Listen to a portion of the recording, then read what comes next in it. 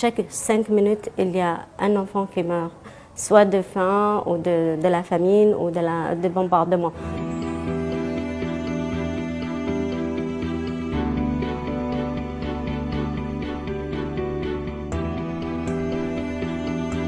Tout le Yéménite qui souhaite aller au Yémen, il doit obliger d'envoyer une copie de son passeport aux autorités saoudiennes pour obtenir l'autorisation.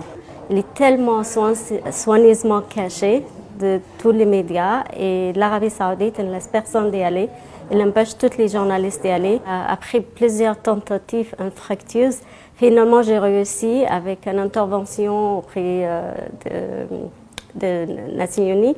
J'ai réussi à avoir l'autorisation d'embarquer dans un vol ou sur un vol humanitaire des Nations Unies.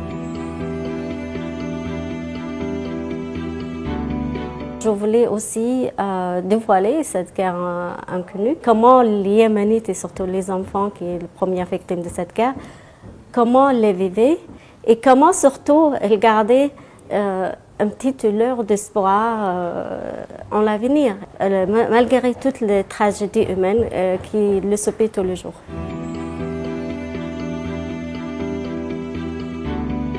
Tout le monde ignorait ce qui se passe au Yémen.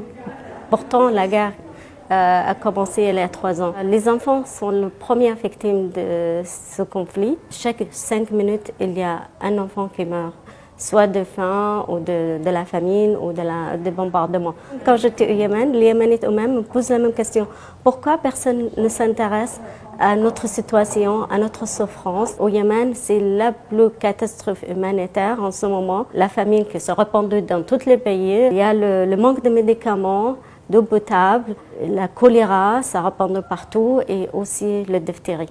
Ils disent que c'est 10 000 innocents qui sont morts. Mais en effet, comme on n'est pas vraiment des vrais chiffres, maintenant ça fait 3 ans, mais c'est toujours le même chiffre, mais c'est pas vrai.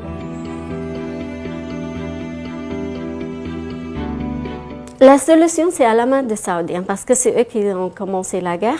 S'ils s'arrêtent la guerre, c'est ça la solution. Et aussi, lever le blocus sur le Yémen. La majorité des membres du Parlement de l'Union européenne, ils ont voté contre les armes à l'Arabie saoudite et à tous les pays impliqués dans cette guerre. Maintenant, c'est au gouvernement qui doivent réagir et faire quelque chose et trouver une solution pour arrêter cette guerre. Parce que la guerre, pourquoi il y a la guerre? Parce que c'est alimenté par l'argent et par les armes.